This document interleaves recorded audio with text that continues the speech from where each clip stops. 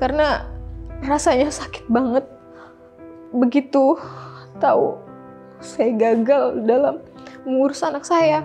Rasanya hancur banget begitu tahu kalau saya harus melindungi anak saya tapi saya nggak bisa apa-apa karena mentok di Undang-Undang Perlindungan Anak di bawah umur.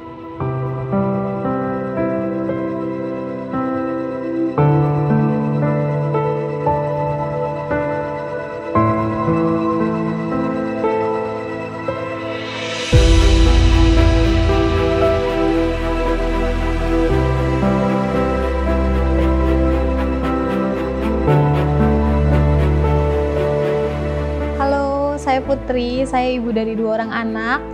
Keseharian saya menjadi ibu rumah tangga sekaligus konten kreator.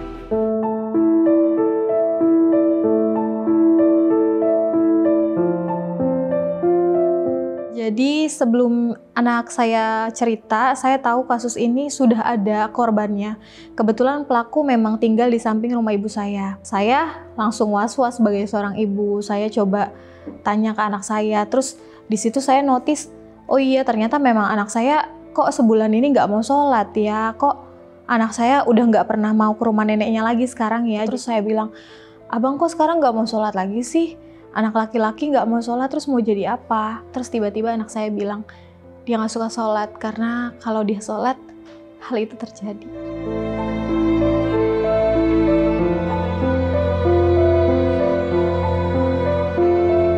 Hancur pasti. Tiba-tiba gelap.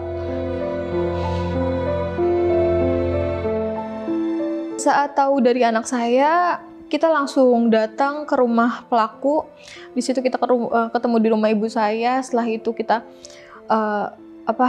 ngobrol gimana jalan keluarnya, dan hari Minggu diputuskan untuk bertemu dengan pelaku dan juga beberapa korban. Dan di Polres memang laporan saya sempat ditolak. Mungkin karena memang mekanismenya seperti itu, saya harus dapat asesmen dari DP3A dulu. Dan di hari Selasa akhirnya saya bisa membuat laporan.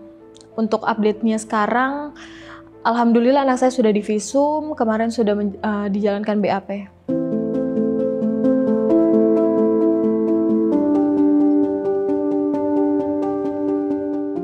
Saya sudah pernah bertemu dengan orang tua pelaku.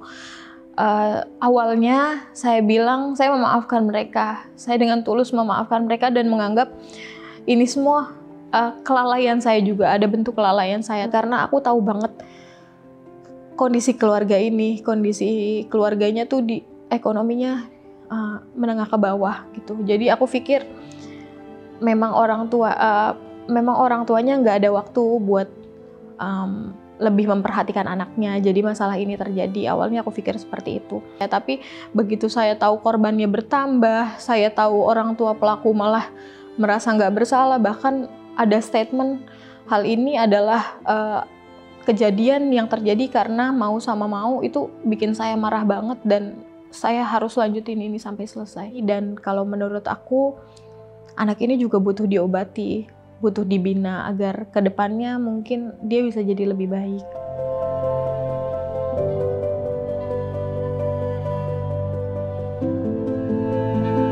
Kalau dari fisik, alhamdulillah anak saya sehat.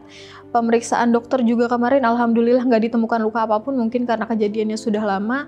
Tapi kalau dari segi psikis itu terlihat jelas banget.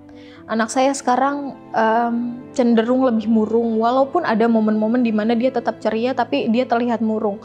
Tidur pun dia nggak mau, harus sama saya. Saya pergi sedikit dia pasti marah. Dia lebih cenderung emosinya naik turun. Sekarang sering pukul-pukul orang, sering tendang-tendang orang gitu.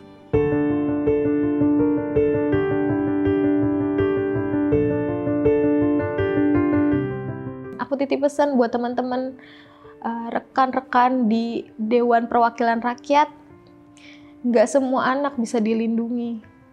Di bawah 12 tahun, banyak juga kasus-kasus kriminal yang nggak bisa dibilang ringan, tapi mereka berlindung di balik undang-undang itu.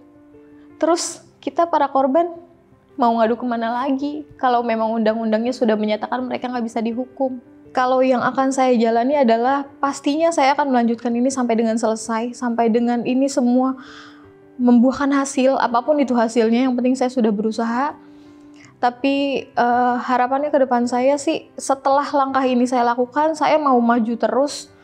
Siapa tahu suara kecil saya ini bisa dijadikan rujukan untuk perubahan undang-undang perlindungan anak.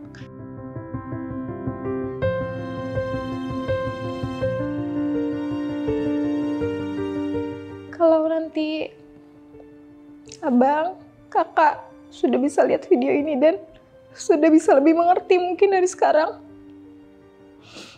Ibu minta maaf. Maaf. Ibu gagal jadi ibu yang baik.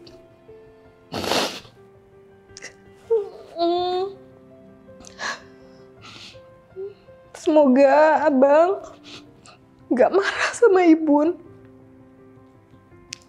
Saat abang bisa lihat jejak digital ini, abang harus tahu kalau ini semua ibu lakukan buat abang.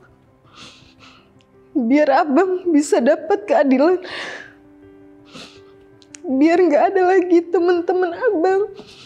Biar gak ada lagi korban di luar sana yang cuma bisa meratapi nasibnya aja. Jadi harusnya tahun ini anakku masuk TKA. Tapi karena ada kejadian ini, anakku menolak sekolah, menolak ngaji gitu. Tapi gak apa-apa. Aku bisa jadi apapun yang dia mau. Aku bisa jadi guru di rumah. Apapun. Mau jadi guru, mau jadi koki, mau jadi apapun. Yang penting dia pulih dulu, dia sembuh dulu. Nanti kita kejar semuanya belakangan. Aku titip pesan buat orang tua lain. Kedepannya bukan cuma anak perempuan yang harus dijaga. Ternyata anak laki-laki kita juga berpotensi jadi korban. Lihat juga apa yang diakses sama anak-anak kita di handphonenya. Jangan sampai kita lalai dan mengakibatkan bencana besar ke depannya gitu.